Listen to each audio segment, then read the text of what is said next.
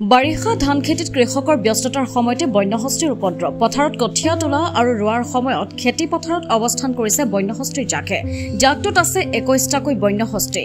গোৱালপাৰাৰ লক্ষীপুৰত বনাঞ্চলত আশ্ৰয় লৈ থকা হস্তী জাকে এতিয়া খাদ্যৰ সন্ধানত অৱস্থান কৰিছে অট্টত হাতী জাকে দিনে নিশাই নামি পৰিছে ধাননি খেতিত এফালৰ পৰা খাবলৈ আৰম্ভ কৰিছে পথাৰৰ কঠীয়া আৰু হেউজীয়া হ'বলৈ ধৰা ধাননি দৰা লক্ষীপুৰৰ লাহাপাৰা বাটাপাৰা আৰু বেসৰকুনা আদি গাঁৱত 3 দিন ধৰি উপদ্ৰৱ চলাইছে বন্যহস্তীৰ এই জাকটোৱে জাকটোক যথাস্থানত খেদি পঠিওৱাত ব্যৰ্থ হৈছে এতিয়া বন বিভাগ এই ক্ষেত্ৰত এটা বন বিভাগে কেনে ধৰণৰ পদক্ষেপ গ্ৰহণ কৰিব তাকে লৈ এতিয়া বিভিন্ন জনৰ মাজত সৃষ্টি হৈছে বহু প্ৰশ্ন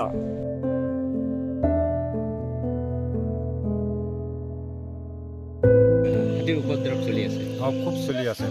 20-25 মান আছে মানে ধান বিধান গিলা মানে খুব ক্ষতি কৰি আছে কেইদিন ধৰি চলি আছে আজি হল 20-25 দিন মান হল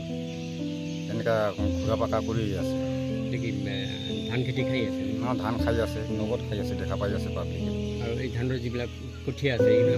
এইবিলাকো খাই আছে উঠে উঠে খাই থাকে খেদিলেও যাব নোখোজে সিহঁতে বহুত ডাঙৰ জাক ন বন বিভাগৰ মানুহ আহে নাই সিহঁতে আহে খালি চাই আৰু এনেকৈ গুচি যায় খেদি নপঠায় ৰাতি হ'লে আপোনালোকে আমি